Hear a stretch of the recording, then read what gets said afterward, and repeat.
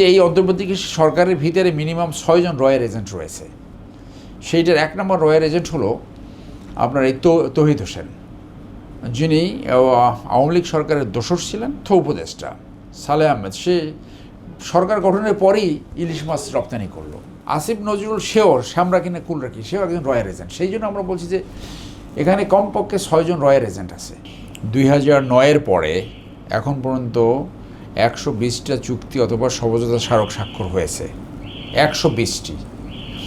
এবং এই গণ অভ্যুত্থানের এই বিপ্লবের একটা আকাঙ্ক্ষা ছিল এই চুক্তিগুলো অথবা সমঝোতা স্মারকগুলো রিভিউ হবে এবং যে সমস্ত চুক্তি এবং সমঝোতা স্মারক জনস্বার্থের বিপক্ষে, দেশের স্বার্থের বিপক্ষে, সেগুলোকে বাতিল করা হবে।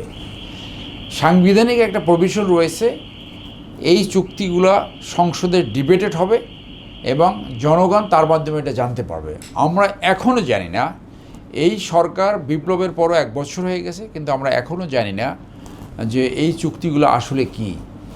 আমরা জানি কতগুলো চুক্তি অত্যন্তভাবে দেশের স্বার্থের বিপক্ষে হয়েছে। একটা যেমন পোর্টের ব্যাপারে হয়েছে, যেখানে সেই চুক্তির শর্ত রয়েছে যে তাদের ইন্ডিয়ান শিপের মাল আগে খালাস হবে, ইভেন বাংলাদেশের জাহাজের আগে। আমাদের ল্যান্ড ব্যবহার করবে আশুগঞ্জ থেকে, সেইটার কোনো ট্যারিফ দেবে না। আমাদের এইখানে 45টা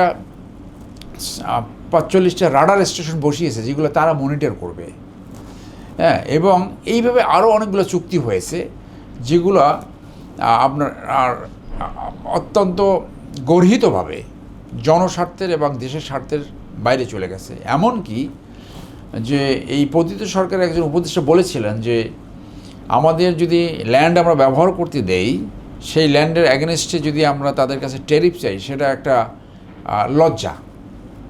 তো সেই সময় আমরা আলোচনা করছি কি এটা কি ওনার বাবার সম্পত্তি যে এইটা ফ্রি দেবে? পৃথিবীর কোথাও এটা হয়? সো সেই জন্য আমরা বলছি যে এই অন্তর্বর্তীকালীন সরকারের ভিতরে মিনিমাম 6 জন রয়্যাল এজেন্ট রয়েছে। সেইটার এক নম্বর রয়্যাল এজেন্ট হলো আপনার এই তৌহিদ হোসেন, যিনি আওয়ামী লীগ সরকারের দোসর ছিলেন, সচিব ছিলেন। মিনে কথা বলে এই 120টি চুক্তি অথবা সমঝোতা স্মারক কোনোটাই উনি রিভিউ করে নাই, জনগণের দাবি সত্ত্বেও।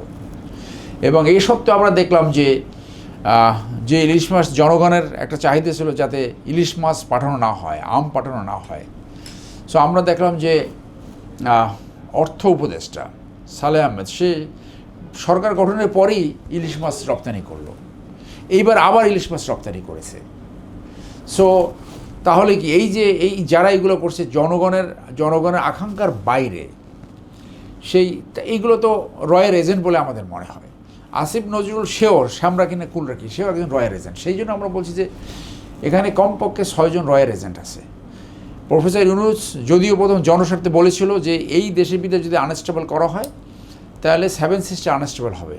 পরবর্তীতে উনি সেখান থেকে সরে গেছেন বলে আমাদের মনে হয়, এবং উনি ইন্ডিয়ার খপ্পরে পড়েছে বলে আমাদের মনে হচ্ছে। যার জন্য এই যে মাছ পাঠানো, আম পাঠানো এবং চুক্তি রিভিউ না করা একই সূত্রে গাঁথা, অর্থাৎ এই রয়ের নিয়ন্ত্রণে তারা চলে গেছে বলে আমাদের মনে হচ্ছে। সেই জন্য যে জন আকাঙ্ক্ষা ছিল অভ্যুত্থানের পরে, সেই জন আকাঙ্ক্ষা ভুলণ্ঠিত হতে যাচ্ছে।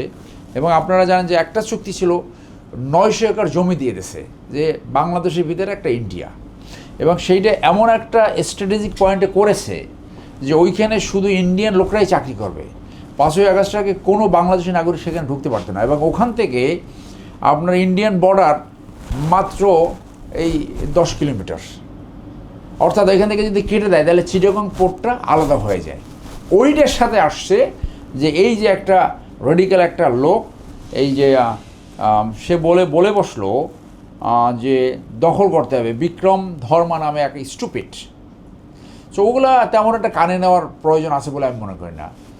যে বাংলাদেশের মঙ্গলবারটা আমরা বলতে পারি, বরং রাইটলি আমরা বলতে পারি যে 47 সালে আমাদেরকে যে ঠকিয়েছে, যেভাবে উপমহাদেশ ভাগ হয়েছে, সেইটা অত্যন্ত বৈষম্যমূলক হয়েছে।